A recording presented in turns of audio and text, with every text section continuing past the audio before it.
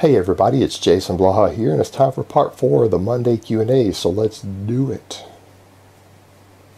First question. MGF/IGF-1 for elbow tendonitis. He means the peptides mechanogrowth factor or insulin growth factor 1, and MGF is actually a subtype of IGF-1. As far as connective tissue strengthening goes, IGF-1 does seem to do quite well for this in research. Mechanogrowth factor doesn't seem to at all that I'm aware of. It seems to be specific to the soft tissue, the muscle tissue. But generally, HGH and HGH producing peptides tend to do a little better at this. However, we get into big debates there. The other question you come down to is just because you're strengthening and repairing connective tissue faster doesn't mean that you're removing the inflammation. If you're getting the tendonitis or you're getting some inflammation, you're probably building up scar tissue there. And I would recommend that if you're building up scar tissue there, you're going to need to do some sort of art therapy or try to foam roll that to break that scar tissue up.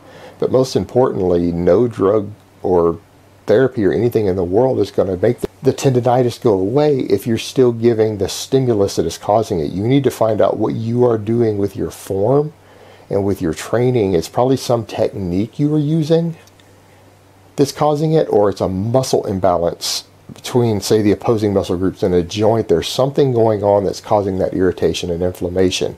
And until you eliminate that, it's going to continue to reoccur at some rate no matter what you do.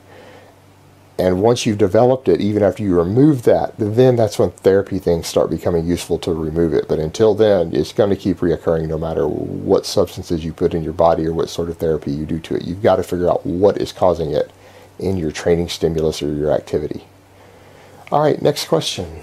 Can LISS cardio affect gains in a natural lifter if calories are kept in a surplus? If so, is the effect substantial?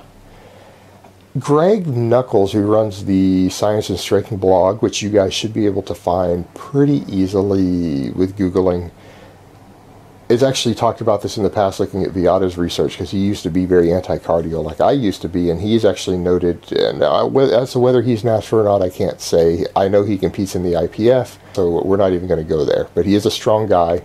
He does promote himself as being a natural lifter. He promotes natural lifting, puts out a lot of science material for natural lifters.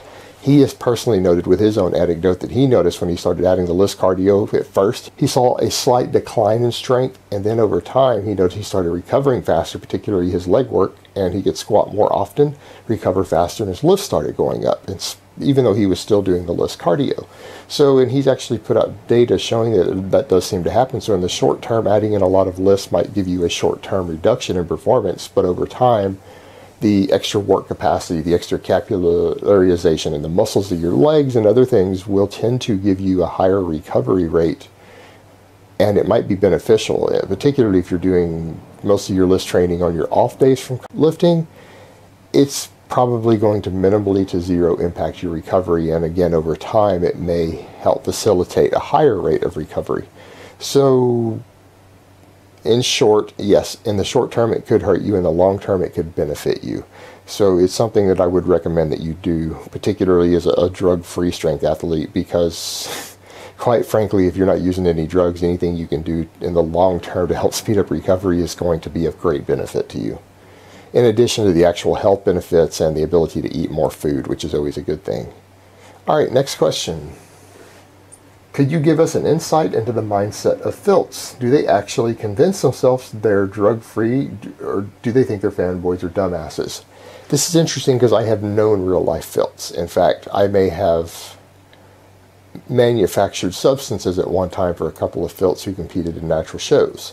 And in my experience, a lot of them are very self-deceptive, and you got to remember, guys, a lot of bodybuilders themselves are subject to delusional behavior, because normal people with normal healthy psychologies rarely get into something as extreme as serious or competitive bodybuilding. It takes a different type of individual to do that, and very oftentimes they're either extremely motivated, driven people, which isn't psychologically normal. Normal people are not driven to do anything that hard. Or they are people who suffer from major body image dysmorphia, self-image problems, and they suffer from low self-esteem, inferiority complexes, things like that. And so people who are like that are going to be very predisposed to self-deception and a warped sense of perception. And yes, a lot of them see themselves as natural because I only do 2 cycles a year, or I only do orals, or I only use this amount, so I'm basically really natural because everyone else, there's guys I'm competing against who call themselves natural who use a lot more, and since I use less than they do, really I'm essentially natural. Or oral only, I don't inject anything, so I mean I'm natural. And they really see themselves that way. And then others, and let's be honest, yes, they really think their fans are dumbasses. And how are they wrong? If they've known that they've seen other people convince droves of followers, and they know that they're lying and see their droves of followers become convinced to this, they don't just think their fans are dumbasses. They know that they're naive. They might actually say, well, they really are dumbasses, because they are.